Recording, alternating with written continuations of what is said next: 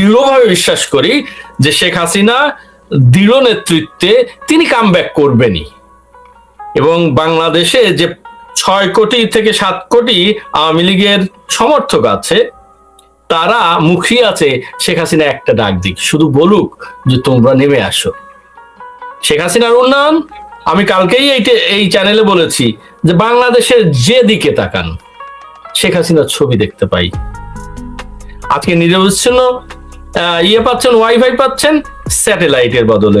এই স্যাটেলাইট দেওয়ার আগে, স্যাটেলাইট আকাশে উৎক্ষেপণ করার আগে আপনারা অনেকভাবে অনেক কথা বলেছেন।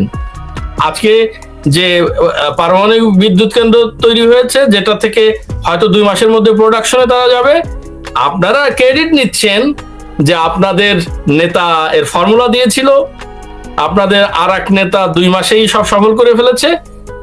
এবং আর একজন দেখলাম এনসিপি বলছে যে যদি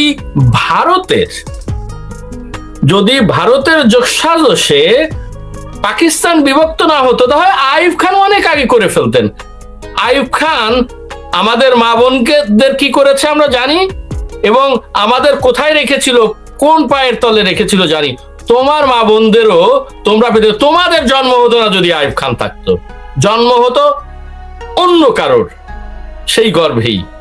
এবং কারো কারো জন্ম হয়েছে মাথায় টাক দেখি, তারা এখনো সেই পাকিস্তানের কথা বলে।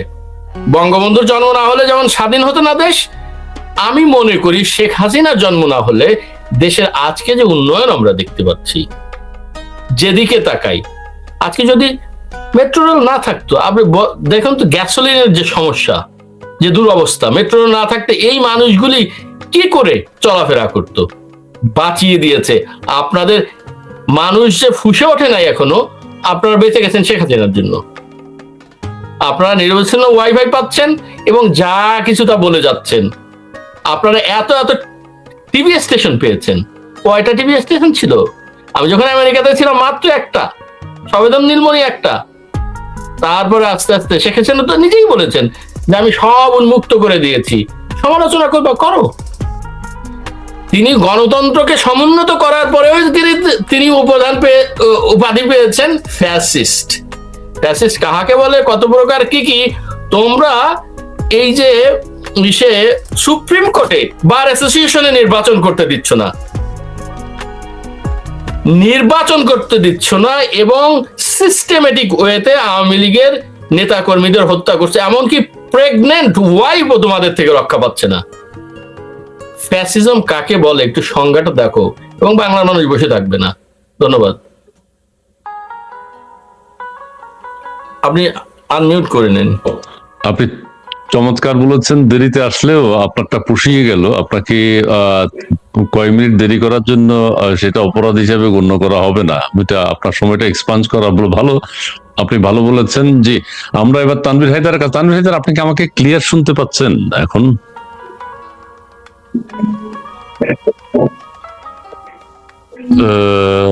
কথা ভেঙে ভেঙে আসছে, আমার ইন্টারনেট খুবই খারাপ। তারপর আপনি বলেন, আমি প্রশ্ন ধরে নিব। আমি এবার দ্বিতীয় অংশে যাব, সাবজেক্টের আজকে দ্বিতীয় অংশে যাবে। ইউনুসীয় বিমানবহর যে নন ডিসক্লোজার এগ্রিমেন্ট আমাদের হলো, সেই এগ্রিমেন্টের প্রথম আমাদের শুরু একটা চুক্তি। 14টা বিমান আমাদের কিনতে হবে।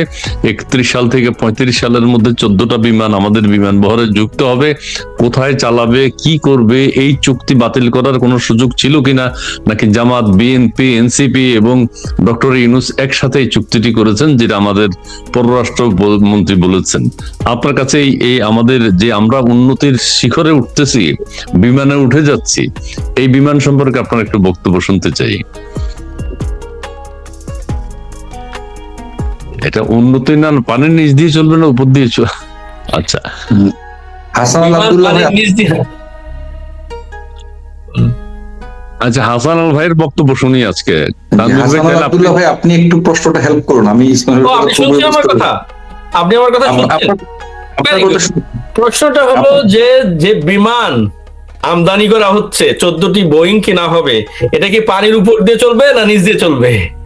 এ দিয়ে আমরা কি করব? ধন্যবাদ। ব্যাপারটা হচ্ছে বাংলাদেশের মানুষ কিন্তু একটি কথা সব মানে যখন শেখ হাসিনার চারিদিকের উন্নয়ন গুলো দেখে তখন এবং শেখ হাসিনা যাওয়ার 2 বছর পরেও যখন উনার যে উন্নয়নের যে আপনার কি বলবো যে প্রকল্পগুলো উনার নেওয়া প্রকল্পগুলো উদ্বোধন হয়, তখন একটা কথা বাংলাদেশের মানুষ বলে, উনি কি ওনার বাপের টাকায় করেছে? তো প্রশ্নটা হচ্ছে, শেখ হাসিনা ওয়াজ সাচ এ ভিশনারি লিডার যে তিনি আগামী 100 বছর বাংলাদেশের জন্য কি প্রয়োজন সেটা তিনি নিশ্চিত করেছেন, এবং সে কারণে তিনি ভিশনারি লিডার হিসেবে পরিচিত। তিনি জনগণের টাকায় করেছেন এবং জনগণের টাকায় জনগণের যেটা চাহিদা দরকার প্রায়োরিটি বেসিসে তিনি সে কাজগুলো করেছেন। কিন্তু আজকে দেখেন বাংলাদেশে প্রায় 3 শতাধিক শিশু হামে মারা গিয়েছে। এই ইউনূসের মতো একটা বর্বর পাষণ্ড নরপিচাস এবং শিশু হত্যাকারী সে এই শিশুদের যে টিকা সেটা ভ্যাকসিনটা সে আমদানি করেনি। টাকা তো ছিল, তাই না? আপনাদের তো টাকা, জনগণের টাকাই তো ছিল, কিন্তু ওই যে ভিশনারি লিডারশিপ না হওয়াতে সে এই কাজগুলো সে করতে পারেনি। কারণ করবে কিভাবে? মানুষের তো চিন্তা ভাবনা চেতনায় দেশপ্রেম থাকা লাগে, মানুষের চিন্তা ভাবনা রাজনৈতিক দর্শনে এদেশের জনগণের কল্যাণ নিহিত থাকা লাগে, যেগুলো ইউনূসের মধ্যে তো ছিল না এবং বর্তমান লিডারশিপ যারা আছেন তাদের মধ্যে আছে বলে মনে হয় না। যদি থাকতো, ইউনূসের এই গোলামী চুক্তির যে এই 14টি বোয়িং কেনার যে প্রহসনের চুক্তি সেটা অন্তত এক্সিকিউট বিএনপি করতো না। দেখেন এই যে বিমানগুলো কিনলো, এই বিমানগুলো কেনার জন্য যে টেকনিক্যাল অ্যাসেসমেন্ট করা হয়নি, কোনো রিপোর্ট নেওয়া হয়নি, এই বিমানগুলো মেইনটেনেন্সের মতো বাংলাদেশ বিমানের সে সক্ষমতা আছে কিনা, পরিচালনা করার জন্য সে দক্ষতা আছে কিনা, এবং এই বিমানগুলোকে হ্যান্ডলিং করার মতো যথেষ্ট ক্যাপাসিটি এই মুহূর্তে বিমানের আছে কিনা, সেটার কোনো যাচাই বাছাই করা ছাড়া আমরা আগে শুনলাম যে 35,000 কোটি টাকার 14টি বোয়িং কিনা হবে, কিন্তু যখন চুক্তি হলো সেটাকে আমরা দেখলাম 45,000 কোটি টাকা। তাহলে বাকি যে 10,000 কোটি টাকা সেটা কি কমিশন না অন্য কিছু? তাহলে এই 10,000 কোটি টাকার হিসাবটা কি? আর বোয়িং পানির উপর দিয়ে চলবে না আকাশে চলবে?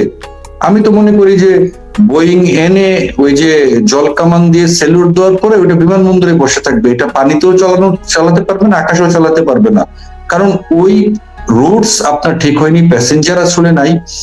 আর বিমানের এই ধরনের লস প্রজেক্টে দেশের মানুষের মৌলিক চাহিদা পূরণের কথা বাদ দিয়ে, যেখানে সার নেই, তেল নেই, গ্যাস নেই, বিদ্যুৎ নেই, শিক্ষা নেই, টিকা নেই, মানুষের নিরাপত্তা নেই, কুকুরে কাটলে যে মানুষকে টিকা দিবে সে জলাতঙ্ক রোগের টিকা নেই, বিড়ালে কাটলে টিকা নেই, সেই বাংলাদেশে যেখানে খাদ্য ঘাটতির বাংলাদেশে আমরা প্রবেশ করেছি সেগুলোর কোনো কথা নেই। আপনি বিমান এনে জাতির সাথে তামাশা করছেন না তো? এই তামাশার জবাব জনগণ দিবে। আর জনগণের সামনে এই তামাশার থেকে রক্ষা পাওয়ার জন্য যখনই কোনো ক্রাইসিস জনগণের সামনে আসে তখনই বিএনপি সরকার কার্ড খেলছে। এখন এই 52 কার্ডের 53 খেলা তো একদিন শেষ হয়ে যাবে, কারণ কার্ড কিন্তু আপনার কাছে 52টা আছে, 52টার পরে আর কার্ড খেলতে পারবেন না। এখন আপনারা যেভাবে কার্ড দেওয়া শুরু করেছেন জাতির সাথে, তো 52 কার্ড ইতিমধ্যে শেষ হয়ে যাবে। তখন কিন্তু জাতি আপনাদের জন্য চূড়ান্ত কার্ডটি রেডি করেছে, সেটা লাল কার্ড, এবং এই লাল কার্ড পাওয়ার জন্য আপনারা অপেক্ষা করুন। কারণ বাঙালি জাতিকে যে প্রহসনের দিকে আপনারা নিয়ে যাচ্ছেন, সে প্রহসনের হাত থেকে অন্তত জাতি আপনাদেরকে নতুন হিসেবে, হয়তো আমি আগেও বলেছি যে সর্বোচ্চ 6 মাস দেখবে, 6 মাসের পরে এই জাতিকে আর কেউ রাখতে পারবে না। কারণ আপনাদের এবং আপনারা সরকারি দল এবং বিরোধী দল সংসদে বসে এই বিমান কেনার বলেন বা অন্যান্য যে চুক্তিগুলা বলেন বা এনডিএ চুক্তি বলেন, দেশের জনগণের স্বার্থের, জনগণের পক্ষে কেউ কোনো কথা বলছেন না। সকলেই আপনাদের নিজস্ব নাটক মঞ্চস্থ করছেন, নিজেরা মানে তামাশা করছেন, ওখানে নিজেরা ঝগড়া বিবাদ করছেন জাতিকে ভিন্ন খাতে প্রবাহিত করার জন্য। কিন্তু এগুলো বেশি দিন চালাতে পারবেন না। যে বিমান কিনে নিয়ে এসেছেন পানিতেও চালাতে পারবেন না, আকাশে উড়াতে পারবেন না, এবং আমি সন্দিহান যে বিমানগুলো আসলে আসবে কিনা। ধন্যবাদ। জি ধন্যবাদ তানভীর হায়দার, আপনি চমৎকার বলেছেন। আমি এবার কবি হাসান আল আব্দুল্লাহ আপনার কাছে আসবো, যে আমরা পানির উপরে চলবে না নিচে চলবে না পানির আকাশের উপর দিয়ে চলবে, এগুলো আমরা প্রশ্ন করেছিলাম, কিন্তু আনওয়াহিদার বলে তো ওয়াটার সেলিউটের পরে এটা এয়ারপোর্টেই থাকবে, এটা কোথাও চালানো যাবে না, পানিতেও না। আচ্ছা ঠিক আছে, নৌকা হিসেবে যদি ব্যবহার করা যেত তাহলে একটা কাজে লাগতো, নদী পারাপার করতো মানুষ, সেটা একটা সুবিধা ছিল। আর 52 কার্ডের পরে 53 কার্ডের কথা বললো যে সেটা হচ্ছে লাল কার্ড নাকি এসে যায়, সেটাও কি, সেটাও আপনি একটু শেয়ার করবেন। আর এনডিএ চুক্তির বিভিন্ন মন্দ দিকগুলো, ভালো দিকগুলো আপনার কাছে যদি থাকে সেটাও আপনি বলবেন। জি, অশেষ ধন্যবাদ তানভীর ভাই, আসলে খুব বিশ্লেষণী বক্তব্য রেখেছেন, উনি সবসময় তাই করেন, আমি এই জন্যই তাকে খুব পছন্দ করি। তবে আমি বেশ কিছুদিন ধরে লক্ষ্য করছি যে একদিকে শিশু হত্যা হচ্ছে, অন্যদিকে আমাদের সংসদের শিশু মুক্তিযোদ্ধা আর হিড়িক পড়ে গেল। আরেকটা কথা বলতে আমি ভুলে গেছি, জাস্ট এটা আমি বলে, একটা হলো হামের টিকা নাই, সাপের কামড়ের টিকা নাই, শিশু মুক্তিযোদ্ধার সংখ্যা বাড়ছে, সেই মুহূর্তেই মার্কিন চাপ চুক্তির যে ধারাবাহিকতা, যে 14টি বিমানের ব্যাপারে চুক্তি করতেই হবে, এই ভয়াবহতা একটা তুলে ধরুন। দেখুন, রুমিন ফারহানা কিন্তু বলেছেন সংসদে পয়েন্ট অফ অর্ডারে দাঁড়িয়ে, যদিও তাকে থামিয়ে দেওয়া হয়েছে, রুমিন ফারহানা গত 17 বছর ধরেই শেখ হাসিনার অসামান্য সমালোচনা করেছেন, মানে শালীন অশালীন ভাষায়। তারা যদি একটু মানবতাবোধ থাকতো তাদের, তখন তাদের যদি একটু বিবেচনাবোধ থাকতো যে দেশে অন্তত শান্তি বজায় ছিল, দেশের মানুষ খাবার পাচ্ছিল, দেশের শিক্ষা ব্যবস্থা হচ্ছিল, দেশের প্রতি বছর প্রকাশনার মান বাড়ছিল, প্রকাশকরা প্রতি বছর প্রথম বছর থেকে দ্বিতীয় বছর বেশি ইনকাম করছিল, এইগুলি যদি উনি মনে রাখতেন, উন্নয়নের কথা মনে রাখতেন, তাহলে আজকে হয়তো ওনাকে এই কথা বলতে হতো না, রুমিন ফারহানা।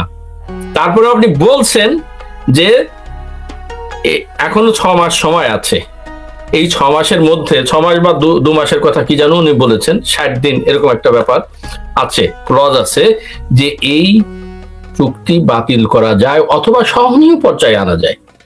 আমি বলছি না অন্য দেশের সাথে আমাদের চুক্তি হবে না, সহনীয় পর্যায়ে আনেন। এমন নয় যে আমার 5টা টাকা হয়েছে, আমি 10 টাকা দিয়ে, এখন ইসমাইল ভাই যদি আমার উপর চাপিয়ে দেন, আপনি আমার প্রতিবেশী, অনেক বড় লোক, আমি 10 টাকার পণ্য উৎপাদন করছি, তোর 10 টাকারই কিনতে হবে, তার মানে 5 টাকা আমার কাছে ঋণ নিবি। তো আমি একটু ব্যাখ্যা করি ব্যাপারটা। এই যে যারা, মানে শেখ হাসিনা তো তাকে সুদখোর বলেন, আমি একটু ভালো ভাষায় বলি, যারা ঋণ দেন তাদের স্বভাব এমন যে গরিব মানুষকে ঋণ দেবে, ওরা ওইটা খাবে এবং তার কাছে আবার দেনা হবে, আবার ঋণ নেবে, এই ঋণ নিতেই থাকবে।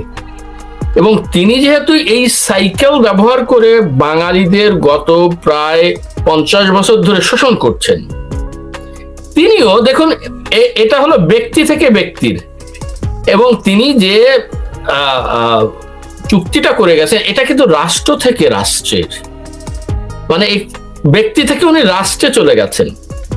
আমি বলছি না আমেরিকার সাথে কোনো চুক্তি হবে না, আমি বলছি না ভারতের সাথে কোনো চুক্তি হবে না। দেখুন, ভারতের সাথে চুক্তি করার ক্ষেত্রে প্রতিটা ক্ষেত্রে এরা কিন্তু অপোজ করেছে, প্রতিটা ক্ষেত্রে বলেছে শেখ হাসিনা বাংলাদেশকে বিক্রি করে দিচ্ছেন ভারতের কাছে, ভারতের অঙ্গরাজ্য হয়ে যাচ্ছে। হ্যাঁ, কিন্তু এই 2 বছরে তারা কিন্তু একটা চুক্তিও বাতিল করে নাই। এই যে পাইপলাইন যখন তৈরি করেছিলেন, আমি আসছি আপনার প্রশ্ন উত্তরে, পাইপলাইন যখন তৈরি করেছিলেন, বাংলাদেশকে নাকি ওই পাইপলাইনের ভিতর দিয়ে ভারত নিয়ে যেত। এখন আপনার পাইপলাইনে গ্যাস পাচ্ছেন, গ্যাসোলিন পাচ্ছেন, নতুবা সব কিছু কিন্তু বন্ধ হয়ে যেত।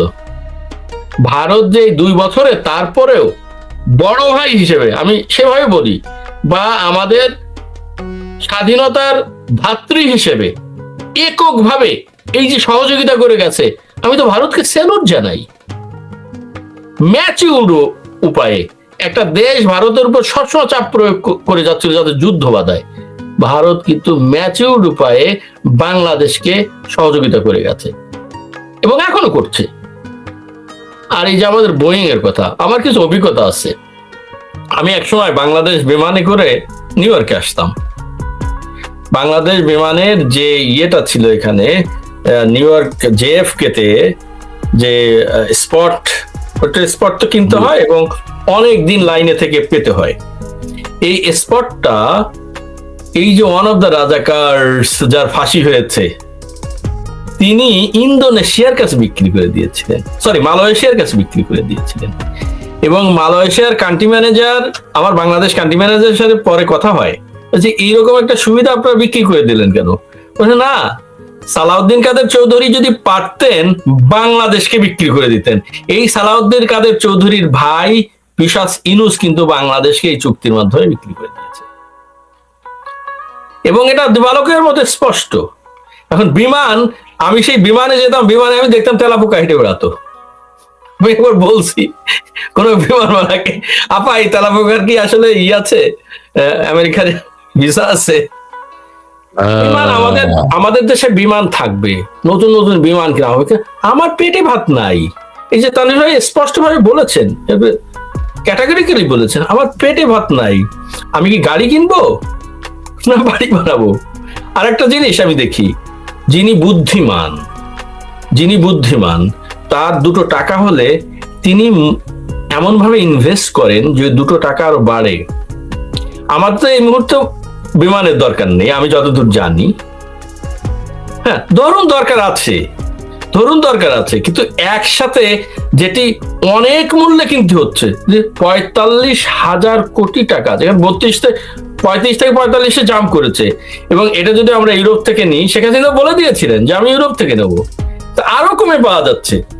তারপর আজকে আরেকটা নিউজে দেখলাম যে গম, যেটা 300 টাকার মানে 230 টাকার গম, আমাদের আমদানি করতে হচ্ছে 315 টাকা দিয়ে, এবং সেটা আমাদের করতে হবে, কারণ ওনারা ক্ষমতায় থাকবেন। ক্ষমতায় না থাকলে ওনারা ক্ষমতার ভাগ বাটোয়ারা, আম জাম কাঁঠাল খেতে পারবেন না। ক্ষমতার কাঁঠাল খাবেন এবং দেশকে বিক্রি করবেন।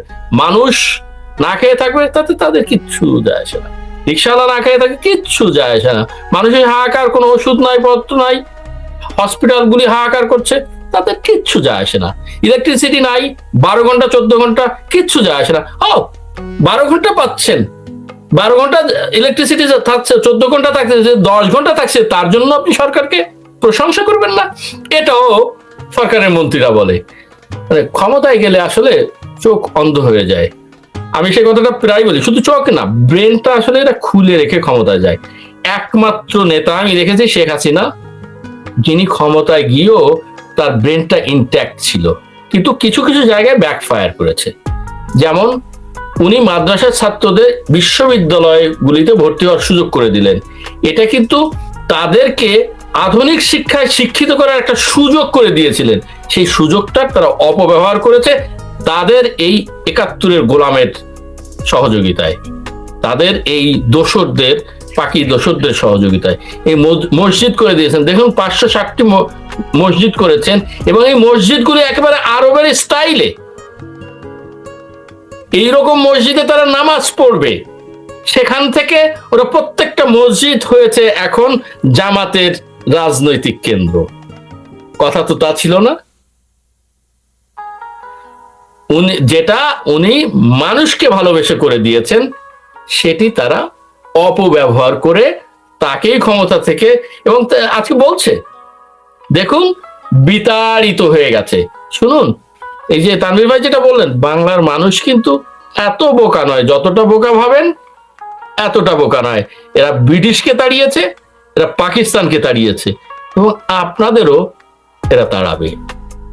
Just wait and see. Thank you.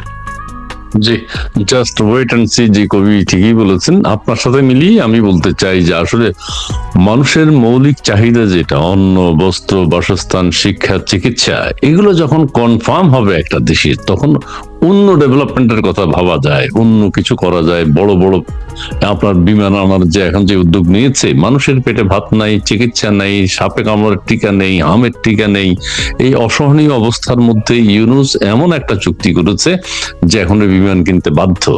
এখন এই বিমান দিয়ে কি করবে? তানভীর হায়দার বলল যে রুট নাই, কোথায় চালাবে? এগুলো বিমানবন্দরে রাখতে হবে, এগুলো কোথায় যাবে? এখন কেউ মজা করে বলেন আমরা ইউনিয়ন থেকে ওয়ার্ডে যাব, ওয়ার্ড থেকে আমরা চমুনি থেকে কাশিম সোনাপুর চাচার যাবো, কথাও শুনলাম, হ্যাঁ কাশিম চাচা বলছেন উনি বাজার করতে যাবেন কারণ বাজারে। বাজার করতে যাবে বিমানে করে, আর কাশিম চাচা বাজারে যাবে বিমানে করে। আর কেউ বলছে আবার ওই যে ঢাকা শহরে যখন বন্যা হবে, চট্টগ্রাম এখন ডুবে গেছে, চট্টগ্রামবাসীর জন্য এখন বিমান দরকার। ওরা এক এলাকা থেকে আরেকটা পাহাড়তলি থেকে পতেঙ্গা যাবে, পতেঙ্গা থেকে অন্য জায়গায় যাবে, হ্যাঁ বিমান লাগবে। ঢাকা শহরে যদি বন্যা হয় বিমান লাগবে, মানে হাস্যকর পর্যায়ে নিয়ে গেছে আর কি লোকজন। স্বাভাবিক ব্যাপার, স্বাভাবিক ব্যাপার। জনগণ জানে আমাদের এমনি প্যাসেঞ্জার হয় না, এমনি অন্যান্য ইন্টারন্যাশনাল এয়ারলাইন্স গুলো আমাদের দেশে আছে, সার্ভিস ভালো, সে কারণে তারা আমাদের যে বিমানের যাত্রী যারা আছে ওরাই বেশিরভাগ নিয়ে যায়, রুট নেই। কিন্তু ইউনূস সরকার এমন চুক্তি করেছে যে বিমান কিনতে বাধ্য, না হলে টাকা দিয়ে দিতে হবে, এইরকম চুক্তি। এবং সেটা পরীক্ষা নিরীক্ষা যাচাই বাছাই করা যাবে না। আরেকটা তানভীর হায়দারের কাছে যে কবি হাসানুল আব্দুল্লাহ, আপনি যদি একটু প্রশ্ন করেন তাকে, এরকম যে আমাদের ওই চুক্তির মধ্যে ওটাই আছে যে আমাদের কৃষকদেরকে, কৃষক ভাইদেরকে বা আমাদের গার্মেন্টস মালিকদেরকে বিভিন্নভাবে সরকার ভর্তুকি দেয় না, ওই ভর্তুকিটাও দিতে পারবে না, ওই ভর্তুকিটাও দিতে পারবে না, এরকম চুক্তি ওই এনডিএ এর মধ্যে আছে। যে আপনি একটু তাকে তানভীর হায়দার, আপনি কি শুনতে পেরেছেন? শুনতে পাননি? পরবর্তী প্রশ্ন আপনার কাছে, আপনি জানেন যে কৃষকদের ভর্তুকি দেওয়া বা গার্মেন্টস ভর্তুকি দেওয়া এবং উৎপাদনের অন্যান্য ক্ষেত্র যে ভর্তুকি দেওয়ার সরকার করেন, সেটা কিন্তু দেওয়া যাবে না, এই চুক্তির মধ্যে আছে। এটা আমাদের কিভাবে ক্ষতি করে? এই চুক্তির মধ্যে, এনডিএ চুক্তির মধ্যে আপনারা জানেন প্রায় 6,000-এর উপরে কৃষি পণ্য আমেরিকা তারা বাংলাদেশে পাঠাতে পারবে, যেটা ট্যাক্স ভ্যাট ছাড়া। কিন্তু বাংলাদেশ যেসব পণ্যের উপর তারা শুল্ক ছাড় দিয়েছে, সেগুলো আবার আমেরিকা যদি তাদের মান যদি বজায় ঠিক না থাকে, সেখানে তারা পুনরায় শুল্ক আরোপ করতে পারবে। কিন্তু আমেরিকা থেকে যা পাঠাবে আমাদের জন্য, এবং আমাদের জন্য তো এখন হালাল শুকুরের মাংস আসতেছে, যেগুলা নিষিদ্ধ ছিল আমাদের তৌহিদি জনতার জন্য। তো তৌহিদি জনতার এখন কিন্তু গরুর মাংসকে অনেক উত্তেজিত, যার কারণে তৌহিদি জনতার এই দেশে প্রায় 2 শতাধিকের উপর মাজার ভাঙচুর করেছে, মসজিদ ভাঙচুর করেছে। তাদের ধর্মের জোশ এত বেশি যে তারা যাকে তাকে খুশি তাকে মারতে পারে, মৃত ব্যক্তিকে কবর থেকে উঠিয়ে তারা পোড়াতে পারে, জীবিত ব্যক্তিকে গাছে টাঙিয়ে লাগিয়ে উপরে টাঙিয়ে তারা পোড়াতে পারে। তাদের তৌহিদি জনতার জন্য তো সব জায়েজ। এখন তৌহিদি জনতার জন্য কিন্তু শুকুরের মাংসটাও জায়েজ হবে। এখন এই আমেরিকা যেসব পণ্য পাঠাবে আমাদের দেশে, সেসব পণ্য কিন্তু আমাদের দেশের কোনো মান নিয়ন্ত্রক সংস্থা পরীক্ষা করতে পারবে না। অর্থাৎ আপনি যাই পাঠাবেন সেটা আমাদের খেতে হবে। এবং আমেরিকার পণ্যর চেয়ে সাবসিডি দিয়ে বাংলাদেশি কোনো পণ্য বাজারে ছাড়া যাবে না, চুক্তিতে সেটাও বলা আছে। এখন আমার মানে একটি প্রশ্ন জাগে, এই বাংলাদেশে যে তৌহিদি জনতারা আর কি, মানে আমাদের উগ্রবাদী মুসলমানদের নামে যে উগ্রবাদী জনতা, যারা ইসলামের ঝান্ডা সমুন্নত রাখছে, কোরআনের আইন কায়েম করবে, যারা 4টি বিবাহ করতে দুনিয়াতে নানা ধরনের তথ্য হাজির করছে, যারা জান্নাতে 72 হুরের সাথে সংসার করবে, এই জান্নাতীরা 4 বিবাহের জন্য কি আমেরিকার পারমিশন লাগবে কিনা, এনডিএ চুক্তি ওই ক্লজ আছে কিনা, এটাও একটু দেখার বিষয়। যে ভবিষ্যতে যে তোমরা যে 4টি বিয়ে করবা, এই বিয়ে করার জন্য তো এনডিএ চুক্তিতে আমেরিকার থেকে অনুমোদন লাগবে, এবং তার লক্ষণ কিন্তু শুরু হয়েছে। কারণ আপনি রাতের বেলা এখন আর বিয়ে করতে পারবেন না, পারবেন কিন্তু সাজসজ্জা করতে পারবেন না, অন্ধকারে বিয়ে করবেন। দিনের বেলায় যেহেতু 7টা বাজে সব বন্ধ, সেটা আপনাদের সমস্ত কাজ দিনের মধ্যে করতে হবে, সন্ধ্যার পরে আপনাদের কোনো কিছু করার এখন আর পারমিশন নেই। তাহলে এই বাংলাদেশকে আমরা যে, আমি তো একটু আগেই যেটা বলেছিলাম যে টেক ব্যাক বাংলাদেশ, যেটা তারেক রহমান আওয়ামী লীগ সরকার ক্ষমতায় থাকতে বলেছিলেন টেক ব্যাক বাংলাদেশ, তাহলে বাংলাদেশকে আসলে কি তারা টেক ব্যাক করছে?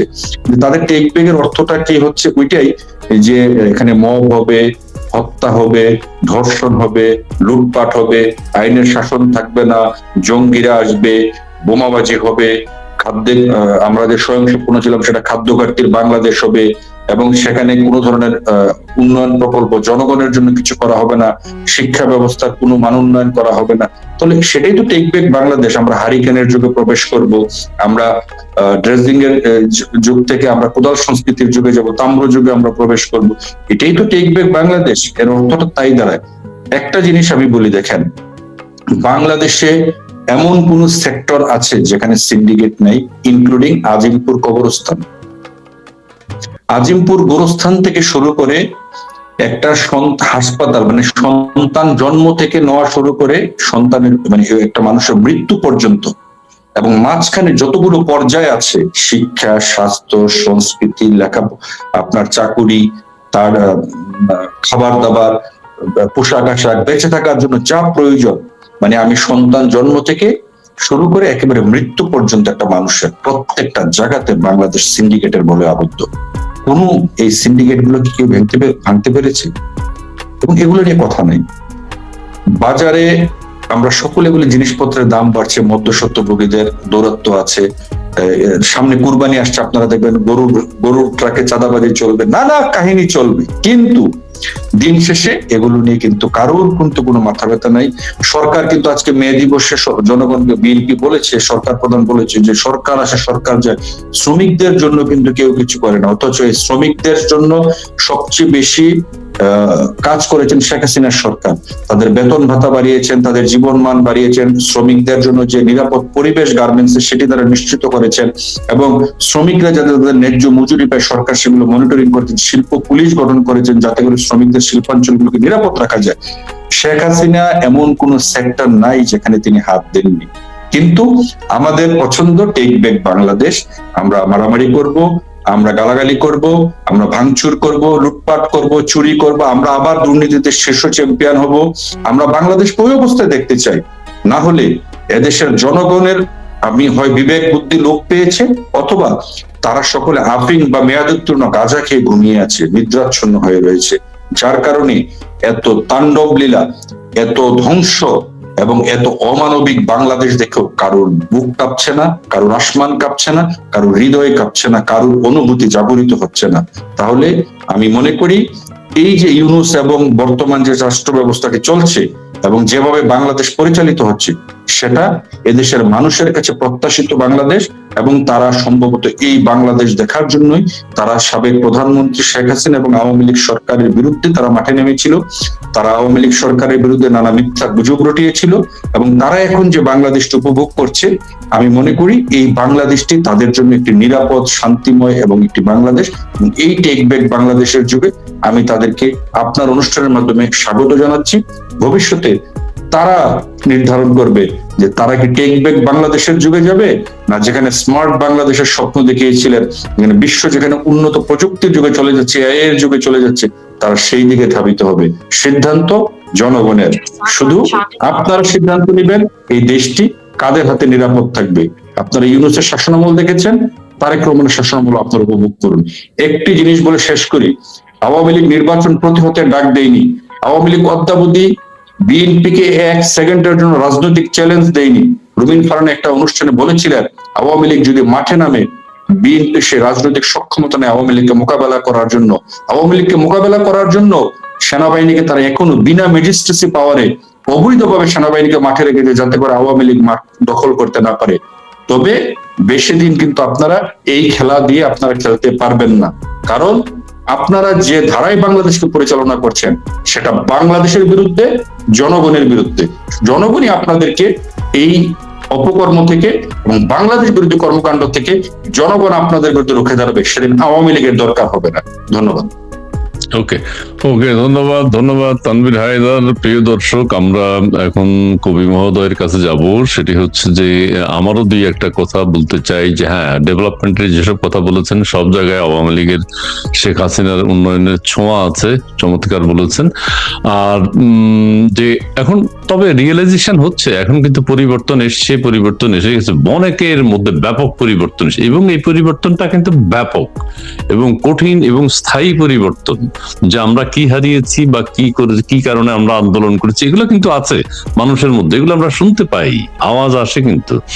তো কবি মহোদয়ের কাছে আমি এখন যাব, আপনি সমাপনী বক্তব্য দেবেন 5 মিনিটের মধ্যে। আপনার শেষে যদি কোনো কবিতা থাকে একটু আমাদেরকে সেটাও শোনাবেন যদি থাকে, আর না হলে আপনার সমাপনী বক্তব্য আপনি প্লিজ সবকিছু মিলিয়ে একটু বলবেন।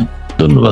তানভীর ভাইয়ের কথা শুনতে শুনতে আমার একটি বইয়ের কথা মনে পড়লো, এটি হুমায়ুন আজাদের ধর্মানুভূতির উপকথা। মানে কিছু বললেই ওদের ধর্মদণ্ড খাড়িয়ে মানে উত্থিত হয়ে যায়, কিন্তু এখন যে তারা এই শুয়োরের মাংস তাদের খাওয়ার একটা সুযোগ হয়েছে, এর জন্য কিন্তু কোনো দণ্ড উত্থিত হয় না। আম সরি, আমি তাদের অজুও যায় না, নাপাকও হয় না, কিছু হচ্ছে না। আমরা শুধু ছুঁয়ে দিলে কোথাও, ভারত যদি চোখ তুলে তাকায় কোথাও, হ্যাঁ, ভারত থেকে যা কিছু উন্নত শাড়ি পর্যন্ত পুড়িয়েছিলেন, স্ত্রীর শাড়ি পুড়িয়ে দেখিয়েছিলেন যে ভারতীয় পণ্য বর্জন করেছি, ভারত দিলেই আর, হ্যাঁ, এমনকি বৈশাখের মধ্যে সমস্যা রয়েছে, ওটা ভারতীয় সংস্কৃতি, হ্যাঁ, ওরা এই জন্য ওটাকে কি বৈশাখী, যাই হোক, দেখুন আমি আশ্চর্য হয়ে যাই। কালকে ওনাদের তথ্য উপদেষ্টা, প্রধানমন্ত্রী তথ্য উপদেষ্টা বললেন যে সংবাদপত্র যদি ভুল তথ্য পরিবেশন করে তাহলে তাদের বিরুদ্ধে ব্যবস্থা নেওয়া হবে। এটা স্বৈরতন্ত্র নয়, একেবারেই কোনো স্বৈরতন্ত্র নয়। আপনি আনমিউট আছেন, আপনি কিছু বোধহয় বলতে চাচ্ছিলেন, মিউট আছেন। আপনি চালান, আপনি চালান। এই যে এটা আমার কাছে মনে হয় না এটা কোনো স্বৈরতন্ত্র, এটা একেবারেই কোনো স্বৈরতন্ত্র না। আর তানভীর হায়দার বললেন সব জায়গায় সিন্ডিকেট আছে। তানভীর হায়দার, বড় পিকচার দেখেন, পুরো দেশই তো সিন্ডিকেট চলছে। এই সিন্ডিকেট দেশের বাইরে বসে বলছে এই করো।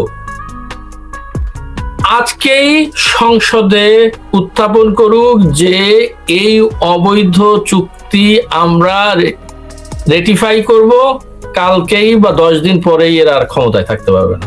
এরা নিজেরাই বলছে। তার মানে কি, আমার ওই ক্ষমতার সিঁড়ি পাকাপোক্ত করার জন্য ওটা যে কোনো সময় পিচ্ছিল হয়ে যেতে পারে, আপনি পড়েও যেতে পারেন, সরসর করে একেবারে গভীর খাদে চলে যেতে পারেন। এবং দেখুন, সমস্ত স্বৈরাচার, পৃথিবীর সমস্ত স্বৈরাচার, সমস্ত একনায়ক, সমস্ত সামরিক জান্তাই কিন্তু জানে জনগণ কতটা শক্তিশালী, যার কারণেই কিন্তু তারা আওয়ামী লীগকে এইভাবে নিষিদ্ধ করে কোথাও দাঁড়াতে দেবে না। এবং আমার তো মনে হয় যে বাংলাদেশে এখন সেনা শাসনই চলছে। সেনা শাসন যদি না হতো, গণতন্ত্র যদি না হতো, সেনাবাহিনী তো ব্যারাকে ফিরে যেত। এই ব্যাপারে কিন্তু বিশ্ব মিডিয়াও কোনো কথা বলে না। এই অবস্থা যদি শেখ হাসিনার আমলে হতো, শেখ হাসিনা পারতেন কিন্তু ক্ষমতা থেকে যেতে। শেখ হাসিনা যে 6 জনকে উনি মানে পুলিশ ধরেছিল, সেই 6 জনকে আন্দোলন তো, তাদের তথাকথিত আন্দোলন তো থেমে গেছিল। 6 জনকে না ছাড়লে কিন্তু আন্দোলন থেমে যেত। 6 জনকে গুম করে মানে হাজতেও দিয়ে তাদের বিচারও হতে পারতো দেশদ্রোহিতার জন্য, কিন্তু তিনি তা করেননি। তিনি কিন্তু পরিপূর্ণ গণতন্ত্র, দেখুন কোন হত্যাকাণ্ডের ছাত্রলীগের একাধিক ব্যক্তির ফাঁসি হয়েছে, এবং যে হারে মানে নিজের দলের নেতাকর্মীদের বিচার হয়েছে অন্যায়ের জন্য। সেদিন কি দেখলাম আমরা, জুতা পেটা করছেন একজন নারী শিক্ষককে। আমি একজন শিক্ষক হয়ে 27 বছর, এটা আমি মেনে নিতে পারি না, কোনোভাবে মেনে নিতে, একজন সাধারণ বুদ্ধি সম্পন্ন মানুষও মেনে নিতে পারেন না। তাকে কি করা হলো? তাকে অ্যারেস্ট করা হয়নি, তাকে বহিষ্কার করা হয়েছে। আমরা বহিষ্কার করলাম। এইভাবে একটি দেশ আসলে চলতে পারে না।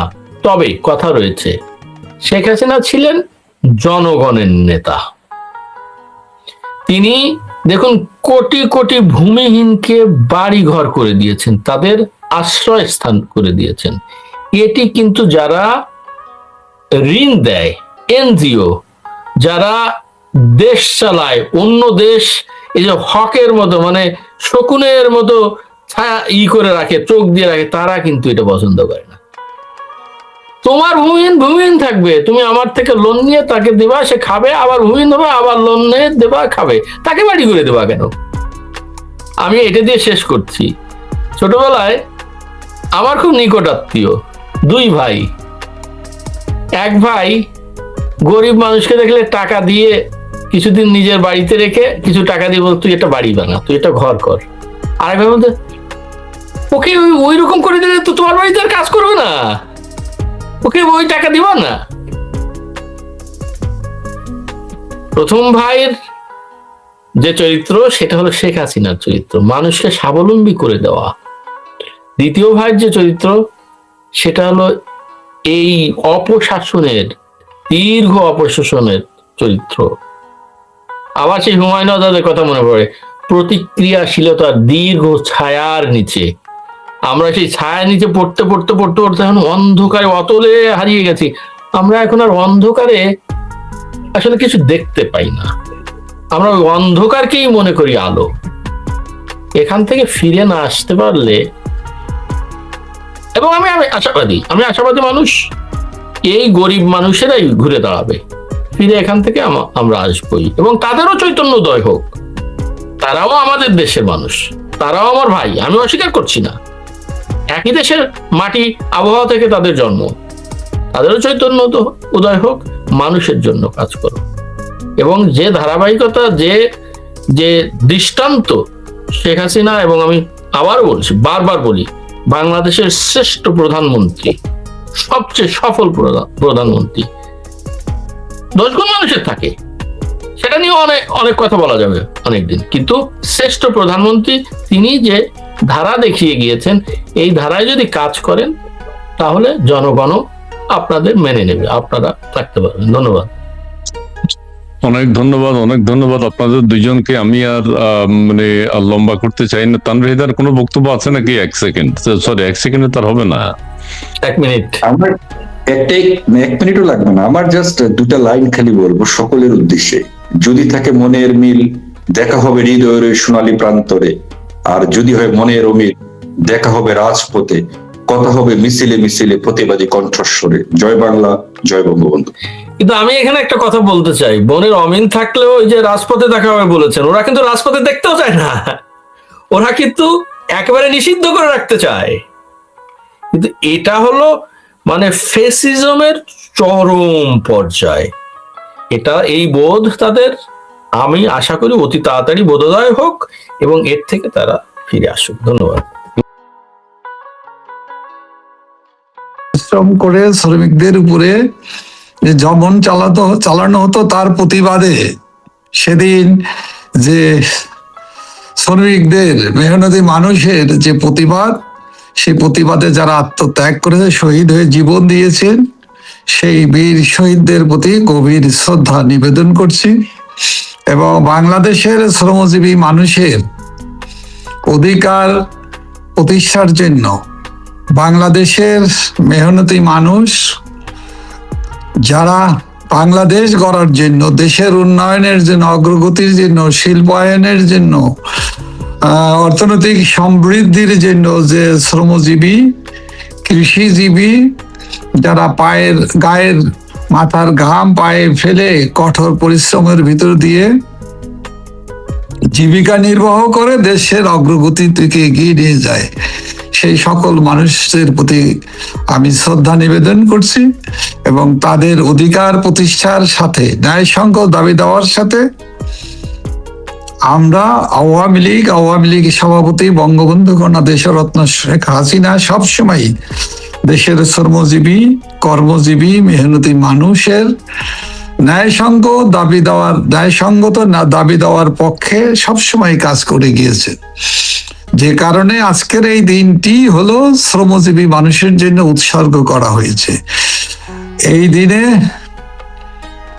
দুনিয়ার মজদুর এক হও, দুনিয়ার মজদুর এক হও, এক হও, এই স্লোগানে সারা বিশ্ব আজকের এই দিনটি অত্যন্ত শ্রদ্ধার সাথে পালন করে। তো আজকের এই দিনে বাংলাদেশের শ্রমজীবী মানুষ, মেহনতি মানুষ, কৃষি শ্রমিক সব বিভিন্ন পর্যায়ে যারা কাজ করে, তারা আসলে ভালো নেই। তারা কষ্টের ভিতর দিয়ে কাজ করছে, তাদের কর্মসংস্থানের সুযোগ নেই, কর্মক্ষমতা আছে কিন্তু কাজ করতে পারে না, কাজ করার জায়গা নেই, শিল্প কলকারখানা বন্ধ হয়ে গেছে, বেকারত্ব বাড়ছে, বেকারত্বের হারে, বেকারত্বের অভিশাপে শ্রমজীবী মানুষ অত্যন্ত দুঃসময় পার করছে। এই দুঃসময়ের থেকে মুক্তির লক্ষ্যে আমাদের কাজ করা দরকার। রাষ্ট্রের দায়িত্ব হলো এই শ্রমজীবী মানুষের শ্রমের সুযোগ করে দেওয়া, শ্রমের প্রতি মর্যাদা যেমন দেওয়া দরকার, শ্রমের ন্যায্য মূল্য দেওয়া দরকার, এবং শ্রমজীবী মানুষদের যদি কর্মসংস্থানের ব্যবস্থা না করা হয় তাহলে দেশ টিকবে না, দেশের অস্তিত্ব বিপন্ন হবে, উন্নয়ন অগ্রগতি তো দূরের কথা। আজকে বাংলাদেশের গার্মেন্ট সেক্টর, যেখানে সবচেয়ে নারী শ্রমিকরা যাদের দক্ষতা প্রমাণ করে, তাদের যে তাদের শ্রম দিয়ে তারা আমাদের বিদেশি রেমিটেন্স আয়ের একটা বিরাট ক্ষেত্র, সেখানে প্রায় 20 লক্ষের উপরে নারী শ্রমিক কাজ করে। সেই কলকারখানাগুলো, সেই গার্মেন্টস সেক্টর কিন্তু বন্ধ হয়েছে। উপর যে আরো বিভিন্ন ধরনের কলকারখানা বন্ধ হয়ে যাচ্ছে। আজকে এই স্কিল্ড যে শ্রমশক্তি, আনস্কিল তো বহু আছে, তা তো আছে, স্কিল যে শ্রমশক্তি তারাও বেকার হয়ে পড়ার কারণে কিন্তু দেশের সমৃদ্ধির সমস্ত পথগুলো বন্ধ, একে একে বন্ধ হয়ে যাচ্ছে। কলকারখানাগুলো বন্ধ হয়ে যাচ্ছে, বিদেশি বিনিয়োগ বন্ধ হচ্ছে, বাংলাদেশ ধ্বংসের দিকে আরো নিপতিত হচ্ছে। এর থেকে মুক্তির লক্ষ্যে শ্রমজীবী মানুষের অধিকার ফিরে পাওয়ার জন্য আওয়ামী লীগের পক্ষ থেকে আন্তর্জাতিক আইএলওর যে রীতিনীতি, জেনেভা কনভেনশন অনুযায়ী জাতিসংঘের যে বিভিন্ন দিক নির্দেশনা, যে বিষয়গুলো শ্রমিকদের অধিকারকেই সংরক্ষণ করে, সে সকল বিষয়গুলোকে কিন্তু দেশরত্ন শেখ হাসিনার বিগত 15 বছর, 15.5 বছর দেশ পরিচালনার সময় কিন্তু এগুলো সবকিছুকেই কিন্তু আইনি কাঠামো দিয়ে তাদের অধিকার সংরক্ষণের ব্যবস্থা করা হয়েছিল। অথচ আজকে সেই কাঠামো আছে, আইনি সুরক্ষা বিধিগুলো আছে, কিন্তু বাস্তবায়ন এবং সংরক্ষণের জন্য যে ব্যবস্থা নেওয়া দরকার, যে পদক্ষেপ নেওয়া দরকার, সেটাকে তো ফ্যাসিস্ট ইউনূসের, বিশ্ব বাটপার দখলবাজ সরকার ইউনূসের সময়ই কিন্তু এগুলো ধ্বংস শুরু হয়েছে। এবং ইউনূস, জামাত শিবির এবং বিএনপি এবং এনসিপি তাদের ধারাবাহিক যে অপকর্মের ফসল কিন্তু আজকে বাংলাদেশ ধ্বংসের দিকে। আজকে সেই ফ্যাসিস্ট ইউনূসের উত্তরাধিকার, ক্ষমতার উত্তরাধিকার, ভাগ বাটোয়ারার অংশীদার যে বিএনপি, যারা রাষ্ট্র ক্ষমতায় এখন বসে আছে, তথাকথিত অনির্বাচিত সরকার হিসাবে আন্তর্জাতিকভাবে প্রতিষ্ঠিত, তাদেরও কিন্তু একই রকম বাংলাদেশের শ্রমজীবী মানুষের আজকে মুখে হাসি নেই। আজকে তাদের দুবেলা দুমুঠো খাদ্য সংস্থান জোগাড় করার সুযোগ নেই, দ্রব্যমূল্য ঊর্ধ্বগতি, দেশের অসংখ্য সমস্যার ভিতরে শ্রমজীবী মানুষকে বাঁচিয়ে রাখাই, জীবন ধারণ করে টিকে থাকাই আজকে বড় চ্যালেঞ্জ। আজকের এই মহান মে দিবসে আমাদের অঙ্গীকার হওয়া উচিত শ্রমজীবী মেহনতি মানুষের। সারা বিশ্ব শ্রমজীবী মানুষের অধিকার যেমন প্রতিষ্ঠা হোক, তার চাইতে আমাদের কাছে বাংলাদেশের শ্রমজীবী মানুষ, মেহনতি মানুষ, আপনি বলেন রিক্সাওয়ালা ভাই, শ্রম এবং কৃষি শ্রমিক, কিষানি, সব সেক্টরে, জেলে, তাঁতি, সকলেরই কিন্তু আজকে একটা দুঃসময় চলছে, ক্রান্তিকাল চলছে। এর উত্তরণের জন্য আমাদের সকলকে এগিয়ে আসা খুব দরকার। তার জন্য দরকার রাজনৈতিক স্থিতিশীলতা, গণতান্ত্রিক স্থিতিশীলতা। একটি রাষ্ট্রীয় কাঠামোর ভিতরে দেশ পরিচালনার ক্ষেত্রে সকল পর্যায়ের মানুষের অংশগ্রহণ দরকার, সমন্বিত উদ্যোগের দরকার। আজকে সেই অভাবটি ব্যাপক। আজকে সেই অভাব পূরণের জন্য কোনো রাষ্ট্রীয় উদ্যোগ নেই। আছে বিভক্তি, আছে প্রতিহিংসা। আজকে প্রতিহিংসা, প্রতিশোধের রাজনীতি, যেটা জাতিকে ভঙ্গুর রাষ্ট্রে পরিণত করেছে। এর থেকে আমাদের মুক্তির লক্ষ্যেই আমাদের এগিয়ে আসা উচিত। অনেক ধন্যবাদ। আমরাও চাই শ্রমজীবী মানুষের, এবং সেটি বাংলাদেশের তো অবশ্যই শ্রমজীবী মেহনতি মানুষের অধিকার ফিরে পাক সবাই, পাশাপাশি একটি গণতান্ত্রিক প্রক্রিয়ার মধ্য দিয়ে যাতে করে শ্রমজীবী মানুষের অধিকার সুরক্ষায় আরো কাজ করা যায়, সেই জন্য লড়াই করতে হবে। এটি যুগের পর যুগ চলছে বিশ্বব্যাপী, সেই লড়াইয়ে আমরা আছি সবাই। আমি এবার যেতে চাই মূল আলোচনায়, আমাদের যে বিষয়টি রূপপুর। এই যে রূপপুর নিয়ে বিএনপি সরকার, তারা শুরুতে ক্ষমতায় আসার আগে এটি নিয়ে বহু দুর্নীতির কথা বলেছে, এমনকি ক্ষমতায় আসার পরেও কোন কোন মন্ত্রী বলেছেন যে এই সবগুলো হলো শেখ হাসিনার যত উন্নয়নের কথা বলা হয়েছে সেগুলো হচ্ছে সব অবাস্তব। এমনকি যে অর্থ উপদেষ্টা তার প্রধানমন্ত্রীর একসময় বাম রাজনীতি করতেন, তিনিও একই কথা বলেছেন যে অবাস্তব, অপরিকল্পিত, অবাস্তব সব এই উন্নয়ন কাজগুলো। তাহলে রূপপুর নিয়ে কেন এখন বিএনপি এটির অবদানকে দখল করতে চাইছে, আপনি কি বলবেন? দেখুন, অদক্ষ কাউকে বলার আগে নিজের দক্ষতা প্রমাণ করতে হয়। কাউকে ছোট করতে যাওয়ার আগে আমি যে মহান, আমি যে বড়, আমি যে পারফর্ম করতে পারি, আমি দেশকে ভালোবাসি, আমি দেশের মানুষকে ভালোবাসি, অর্থনীতির উন্নয়নের যে কমিটমেন্ট, এগুলো দেখাতে হবে। এগুলো না বলে বাগাড়ম্বর কথাবার্তা বললে তো দেশের মানুষের কাছে গ্রহণযোগ্যতা পাবে না, গ্রহণযোগ্যতা পাচ্ছেও না। কারণ যত সময়ের ভিতরে বাংলাদেশের মানুষের কাছে বর্তমান সরকার, বিএনপির যে সরকার খণ্ডিত নির্বাচন অথবা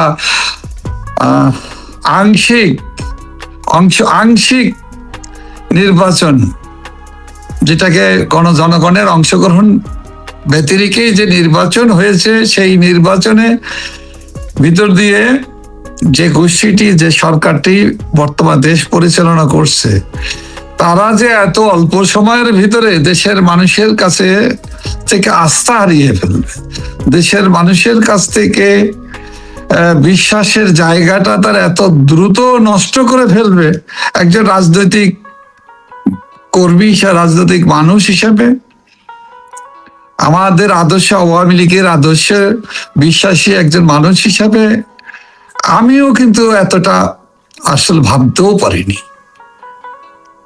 আমরাও রাজনৈতিক ভাবে আমরা চিন্তা করেছি যে কোনো ভাবেই হোক, ফ্যাসিস্ট বিশ্ব বাটপার ইউনূসের পতন হয়েছে, বিদায় হয়েছে, আমাদেরকে নির্বাচন করার থেকে বঞ্চিত করেছে, 8.6 কোটি মানুষকে বঞ্চিত করা হয়েছে আওয়ামী লীগের ভোটার হিসাবে, তারা ভোট দিতে আসলো না। তারপরও একটি গণতান্ত্রিক তথা একটা খণ্ডিত গণতান্ত্রিক রাষ্ট্র সরকারও যদি হয়, নিশ্চয়ই দেশে একটা স্বাভাবিকতার দিকে ফিরে আসার জন্য আরো ভালো উদ্যোগ হয়তো তারা নিবে। কিন্তু এটা একটা ধারণার সৃষ্টি হয়েছে বাংলাদেশের মানুষের কাছে, এটাকে তো অস্বীকার করা যাবে না। কিন্তু সেই ধারণার জায়গাটি আমিও তো মানুষ হিসাবে কিছুটা হলেও তো এই মানুষের ধারণাগুলো যখন হয়েছে, কিছুটা তো মানুষের পারসেপশনের প্রতি তো সম্মান দেখাতে হয়। আমি ওইরকমই একটা মানুষের পারসেপশনের সাথে আমি নিজেকে মিলিয়ে দেখার চেষ্টা করেছি। কিন্তু আমরা দেখলাম কি, দেশে আজকে সংকটের, গভীর সংকট থেকে সংকটে পড়ছে, গভীর সংকটে দেশ। এই সংকট উত্তরণের বাস্তব ভিত্তিক কোনো পদক্ষেপ এরা নিতে পারতেছে না, এরা নেওয়ার জন্য কোনো প্রচেষ্টাও নিচ্ছে না। আজকে অবাস্তব রূপপুর পারমাণবিক বিদ্যুৎ কেন্দ্র নিয়ে তারা বলছে সরকারের গুরুত্বপূর্ণ মন্ত্রণালয়ের দায়িত্বে হলো অর্থ মন্ত্রণালয়, সেই মন্ত্রণালয়ের মন্ত্রী যদি বলেন যে এটার অবাস্তব, তাহলে বাস্তবতাটা কোথায়? আজকে আন্তর্জাতিক ভাবে বাংলাদেশের মর্যাদা আমাদের কোথায় উচ্চ জায়গায় যে আমরা করে নিতে সক্ষম হলাম, আমাদের যে প্রয়োজন বিদ্যুতের এবং স্বল্প মূল্যে দীর্ঘস্থায়ী ভাবে আমাদের যে বিদ্যুতের যে প্রয়োজনীয়তা, সেটা তো অস্বীকার করার কোনো উপায় নেই।